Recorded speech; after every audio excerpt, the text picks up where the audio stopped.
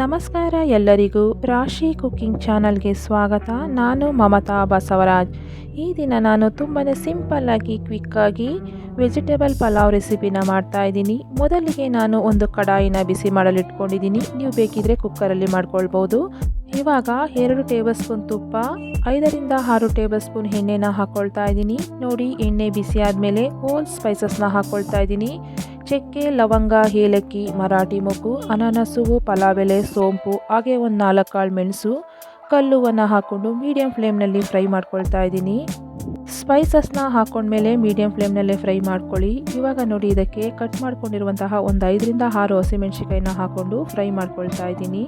ನಾನಿಲ್ಲಿ ಯಾವುದೇ ರೀತಿ ಮಸಾಲೆನ ರುಬ್ಬಿ ಮಾಡ್ತಾ ಇಲ್ಲ.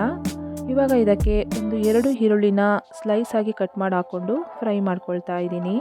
ಮಧ್ಯಾಹ್ನ ಲಂಚ್, ನೈಟ್ ಡಿನ್ನರ್ ಅಥವಾ ಮಕ್ಕಳು ಲಂಚ್ ಬಾಕ್ಸ್ಗೆ ತುಂಬಾ ಪರ್ಫೆಕ್ಟ್ ಆಗಿರುತ್ತೆ ಈ ರೆಸಿಪಿ ಅಂತೂ. ಇವಾಗ ನೋಡಿ, ಈರುಳ್ಳಿ ಚೆನ್ನಾಗಿ ಫ್ರೈ ಆಗಿದೆ. ಇದಕ್ಕೆ 1 ಕಪ್ ಪುದೀನ ಸೊಪ್ಪನ್ನು ಕಟ್ ಮಾಡಿ ಹಾಕ್ಕೊಳ್ತಾ ಇದ್ದೀನಿ. ಹಾಗೆ 1 ಕಪ್ಪು ಕೊತ್ತಂಬರಿ ಸೊಪ್ಪು, 1 ಟೇಬಲ್ ಸ್ಪೂನ್ ಶುಂಠಿ ಬೆಳ್ಳುಳ್ಳಿ ಪೇಸ್ಟ್ನ ಹಾಕ್ಕೊಂಡು ಸ್ವಲ್ಪ ಹಸಿ ವಾಸನೆ ಹೋಗೋವರೆಗೂ ಫ್ರೈ ಮಾಡ್ಕೊಳ್ಬೇಕು.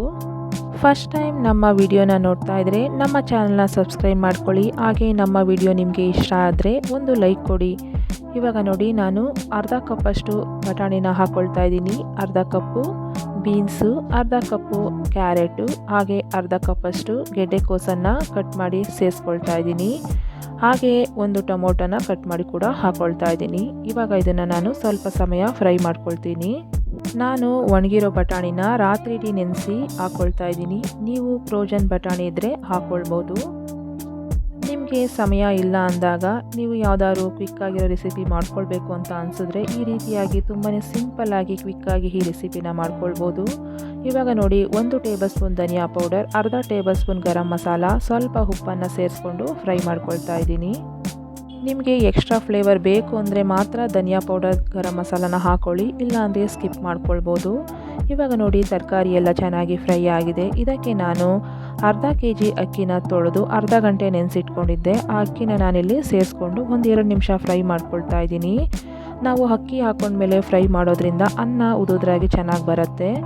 ಇವಾಗ ನೋಡಿ, ನಾನು ಇದಕ್ಕೆ 1 ಲೋಟ ಹಸುವಿನ ಹಾಲನ್ನು ಹಾಕ್ಕೊಳ್ತಾ ಇದ್ದೀನಿ. ನೀವು ಬೇಕಿದ್ರೆ ಕಾಯಿ ಹಾಲನ್ನು ಕೂಡ ಹಾಕ್ಕೊಳ್ಬೋದು. ಹಾಲನ್ನು ಹಾಕೊಳ್ಳೋದ್ರಿಂದ ಪಲಾವು ಮೈಲ್ಡಾಗಿ ಚೆನ್ನಾಗಿ ಬರುತ್ತೆ. ಹಾಗೆ 2 ಲೋಟದಷ್ಟು ನೀರನ್ನು ಹಾಕ್ಕೊಳ್ತಾ ಇದ್ದೀನಿ.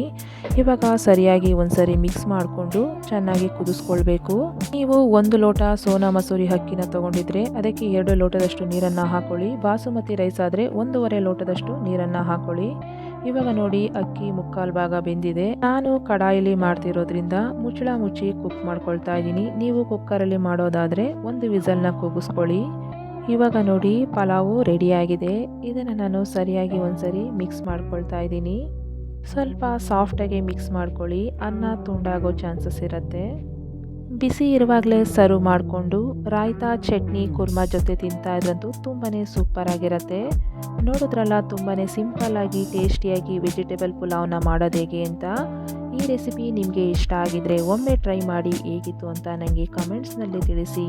ನಮ್ಮ ವಿಡಿಯೋಗೆ ಒಂದು ಲೈಕ್ ಕೊಡಿ, ಶೇರ್ ಮಾಡಿ, ಸಬ್ಸ್ಕ್ರೈಬ್ ಮಾಡ್ಕೊಳ್ಳಿ. ಹಾಗೆ ಬೆಲ್ ಬಟನ್ನ ಕ್ಲಿಕ್ ಮಾಡಿ. ಇದೇ ರೀತಿ ನಿಮಗೆ ಸಿಂಪಲ್ ರೆಸಿಪೀಸ್ ಬೇಕಿದ್ರೆ ನನಗೆ ಕಮೆಂಟ್ಸ್ನಲ್ಲಿ ತಿಳಿಸಿ. ಆದಷ್ಟು ಬೇಗ ಅಪ್ಲೋಡ್ ಮಾಡ್ತೀನಿ. ಮತ್ತೆ ಇನ್ನೊಂದು ರೆಸಿಪಿ ಜೊತೆ ಬರ್ತೀನಿ. Thank you.